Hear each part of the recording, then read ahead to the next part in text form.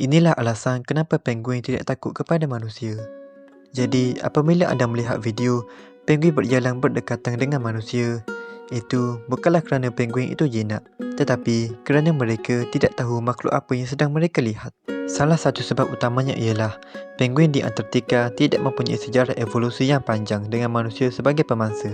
Penguin telah berevolusi selama berjuta-juta tahun, menghadapi pemangsa seperti burung pemangsa, anjing laut dan orca. Manusia bukanlah pemangsa semula jadi mereka.